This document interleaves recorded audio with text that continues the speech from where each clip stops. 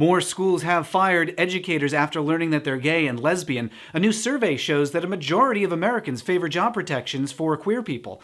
Immigration and Customs Enforcement has deleted evidence concerning the death of a trans woman who died in their custody. And Uganda said that they won't kill men arrested for homosexuality, they'll just torture and imprison them for life.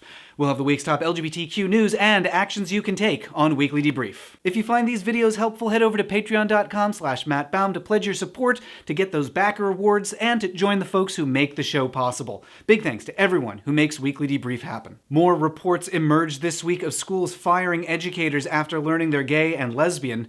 In Indiana, a guidance counselor was told that she would need to divorce her wife if she wanted to keep her job. She refused and was fired.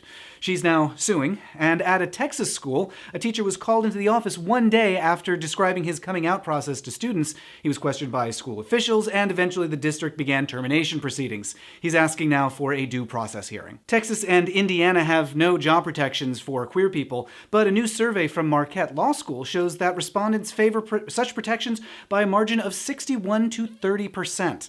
They were responding specifically to a question about whether the Supreme Court should find that existing federal law already covers sexual orientation and gender discrimination.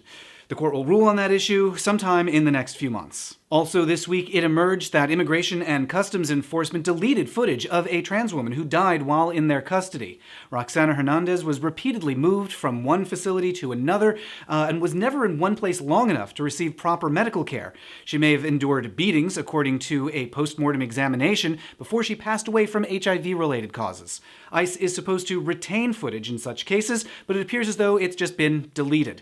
A lawsuit regarding her death is expected to be filed soon. And government officials in Uganda tried to reassure the international community this week that men who were kidnapped, tortured, and accused of being gay will not face the death penalty. And while that is good news, the kidnapping and sexual torture is still a problem, to say nothing of the risk that they might face of being kept in prison for the rest of their lives. Ugandan organizers still desperately need international support to combat the country's persecution of sexual and gender minorities. This week's action item is to head over to faruganda.org, which supports activism and health services for queer people with a particular focus on women. As always, let me know about stories that need covering at Matt Baum on Twitter and in the YouTube comments. Head over to patreon.com/mattbaum to support the show if you find these videos helpful, and I'll debrief you next week.